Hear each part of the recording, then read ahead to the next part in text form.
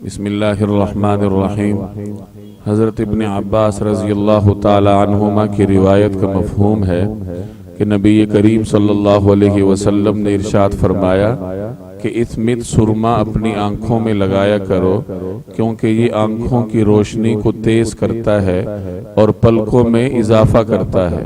حضرت ابن عباس رضی اللہ تعالی عنہما یہ بھی فرمایا کرتے تھے کہ نبی کریم صلی اللہ علیہ وسلم کے پاس ایک سرمادانی تھی جس سے رسول اللہ صلی اللہ علیہ وسلم روزانہ رات کو تین سلائی سرما اپنی مبارک آنکھوں میں لگایا کرتے تھے۔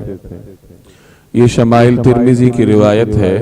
سرما مختلف اقسام کے پتھروں سے بنتا ہے جو آنکھوں کے لیے مفید بھی ہے اور زینت کا باعث بھی ہے۔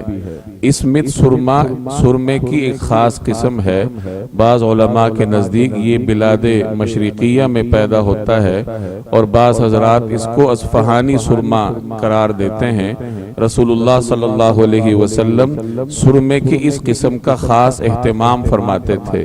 چنانچہ اس روایت میں آپ نے سنا کہ نبی کریم صلی اللہ علیہ وسلم نے ہمیں ہدایت فرمائی کہ اسمت سرما اپنی آنکھوں میں لگایا کرو، اور وجہ یہ بیان فرمائی کہ یہ آنکھوں کی روشنی کو تیز کرتا ہے۔ دوسرا فائدہ یہ ہے کہ یہ پلکوں میں اضافہ کرتا ہے، اور میرے اور آپ کے لیے سب سے بڑھ کر یہ ہے کہ یہ جناب رسول اللہ صلی اللہ علیہ وسلم کی سنت ہے۔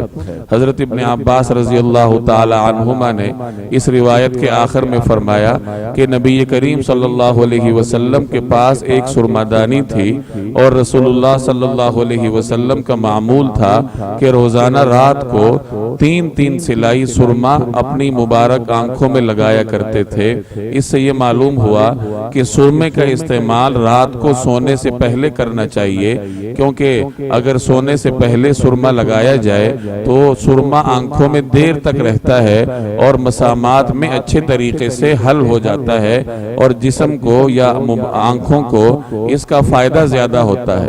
علماء فرماتے ہیں کہ مختلف روایات میں اسمت سرمے کی تلقین کی گئی، لیکن یہ اس شخص کے لیے ہے جس کو یہ سرما راس آ جائے۔ اگر کسی شخص کو اسمت سرمے سے نقصان کا اندیشہ ہو تو اسے چاہیے کہ اس کے علاوہ کسی بھی اور سرمے کا استعمال کر لے، کیونکہ کسی بھی قسم کے سرمے کے استعمال سے بہرحال سنت پوری ہو جاتی ہے۔ اللہ تبارک و تعالی مجھے اور آپ کو عمل کرنے کی توفیق دے۔